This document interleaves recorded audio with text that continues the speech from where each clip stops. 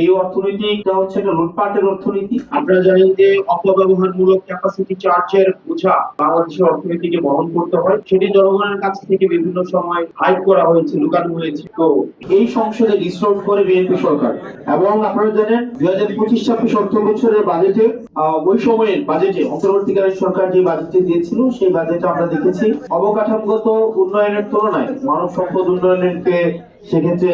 প্রধান নিয়ামক ধরে চেষ্টা করা হয়। কিছুক্ষণ আগেই বললাম এই সরকার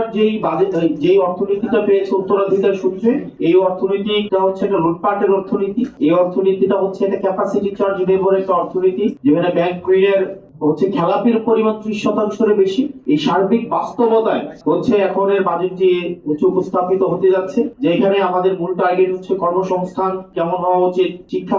খাতে বরাদ্দ কেমন হওয়া উচিত, আমাদের ব্যাংক খাতের যেই বিগত দীর্ঘ 17 বছর ধরে সেটি পরিবার কেন্দ্রিক হয়েছে, সেটি লুটপাট করে একটা নির্দিষ্ট শ্রেণীকে উপকার ভুগি করেছে, সেটির থেকে কিভাবে ব্যাংক খাতকে উত্তরণ ঘটিয়ে এটি জনগণের হাতে ফিরিয়ে দেওয়া যায়, এটি ব্যবসায় নির্ভর এবং একটি স্বনির্ভর একটি ব্যাংক খাত করা যায়, সেটির একটি রূপরেখা, একটি অর্থনৈতিক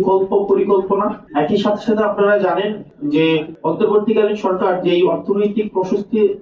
প্রশস্তের একটি স্বরূপ জনগণের সামনে উপস্থাপন করে, সেটি থেকে আমরা দেখেছি বিএনপি সরকার আশঙ্কাজনক ভাবে সেটি থেকে পিছু হটে। যার একটা উদাহরণ হচ্ছে আপনারা যদি দেখেন বাংলাদেশ ব্যাংকে যেভাবে হচ্ছে সেখানে একজন গভর্নর নিয়োগ দেওয়া হয়েছে, যে প্রক্রিয়ায় নিয়োগ দেওয়া হয়েছে সেটি আসলে আমাদের অর্থনীতি পরবর্তীতে কোন দিকে যাবে এটি আশঙ্কাজনক একটি পরিস্থিতি, একটি উদ্বেগের সৃষ্টি করে অর্থনীতি নিয়ে যারা খোঁজ খবর রাখেন তাদের মধ্যে। আপনারা জানেন যে অপব্যবহারমূলক ক্যাপাসিটি চার্জের বোঝা বাংলাদেশের অর্থনীতিকে বহন করতে হয়, এবং বিগত সময় আমরা দেখেছি স্ট্যাটিস্টিক্সকে ডিসটর্ট করার মধ্য দিয়ে জনগণকে পরিসংখ্যানগত এক ধরনের শক্তির মধ্যে রাখা হয়েছে। মূলত অর্থনীতির যে চিত্র সেটি জনগণের কাছ থেকে বিভিন্ন সময় হাইড করা হয়েছে, লুকানো হয়েছে। তো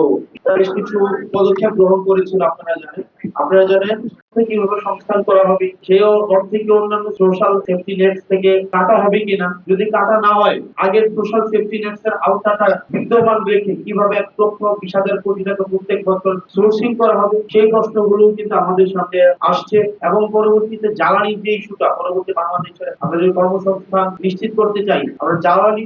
স্বনির্ভর হওয়ার উপরেখাটা আমরা কি আসলেই পাবো কিনা, নাকি আমদানি নির্ভর জ্বালানিটা থাকবে। কর্মসংস্থান পরবর্তী বাজেটে কি ধরনের কর্মসংস্থানে কি ধরনের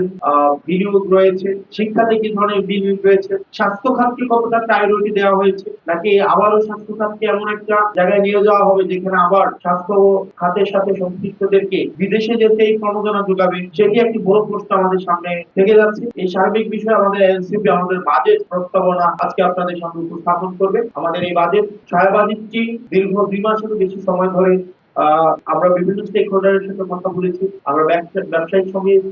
বিভিন্ন ব্যবসায়িক সমিতির সাথে যেভাবে আমাদের কথা হয়েছে, একই সাথে সাথে আমাদের ভোক্তা পর্যায়ে আমাদের কথা হয়েছে, এসএমইর সাথে যেমন আমরা কথা বলেছি, একই সাথে সাথে বাংলাদেশের যে বড় প্রতিষ্ঠানগুলো রয়েছে ব্যাংক, বিজিএমইএ, বিকেএমইএ, এমবিসিসিআই, আমাদের যত ব্যবসায়িক প্রতিষ্ঠানগুলোর স্টেক হোল্ডার রয়েছে আমরা তাদের সাথে আলাপ করার চেষ্টা করেছি, সলিজনদের সাথে আলাপ করার চেষ্টা করেছি, পলিসি মেকার যারা আছে তাদের সাথে আলাপ করার চেষ্টা করেছি। প্রত্যেকের স্টেক হোল্ডারের সাথে আলাপ আলোচনা করে, অর্থনীতিবিদদের সাথে আলোচনা করি, ব্যবসায়ীদের সাথে আলোচনা করি, ভোক্তা পর্যায়ের সাথে আলোচনা করি, এবং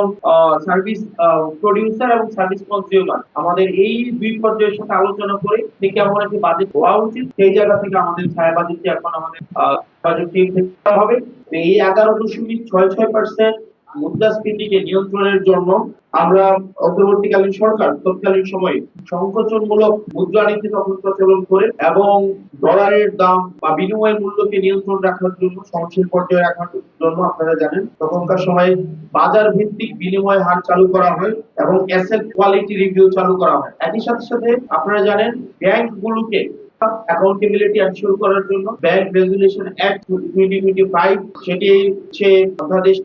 অধ্যাদেশ করা হয়। জনগণের যে অঙ্গীকারের সম্পর্ক, সেই অঙ্গীকারের সম্পর্কটি আমরা নিশ্চিত করব এবং দায় ও দরদের ভিত্তিতে, যেখানে শুধুমাত্র আমরা ভোক্তাদের স্বার্থ যেমন আমরা সংরক্ষণ করার আমরা অঙ্গীকার করছি, একই সাথে সাথে যারা উৎপাদক রয়েছে তাদের স্বার্থ আমরা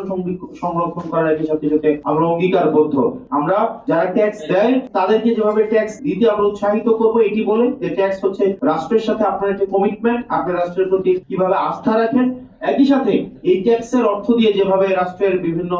পরিষেবা উৎপাদিত হয়, যে জনগণের সাধারণ জনগণের দোরগোড়ায় পৌঁছে দেয়, স্বাস্থ্য শিক্ষা থেকে শুরু করে বিভিন্ন সেবামূলক কার্যক্রম যেগুলো যেভাবে আমাদের রুলিং হয়, সেটি যেন জনগণ বান্ধব হয়, জনগণের জন্য হয়, সেটিকেও আমরা নজরদারিতে রাখবো, যেন এই বাজেটে যে অর্থটি বরাদ্দ হবে প্রত্যেকটি পয়সা যেন জনগণের কাজেই ব্যবহৃত হয়, শুধুমাত্র সংখ্যা ভিত্তিক নয়, নাম সর্বস্ব সংখ্যা নির্ভর, পরিসংখ্যান নির্ভর, লাল সর্বস্ব কোনো বাজেট আর দেখতে চাই না। যে বাজেটটি প্রকাশিত হবে সেই বাজেটটির প্রত্যেকটি অর্থ যেন সেখানে সুফল জনগণের কাছে পৌঁছায়, সেই ধরনের একটি বাজেট উপস্থাপন করবে আমাদের ছায়া বাজেট কমিটি। আপনাদের সবাইকে ধন্যবাদ আজকের এই এখানে উপস্থিত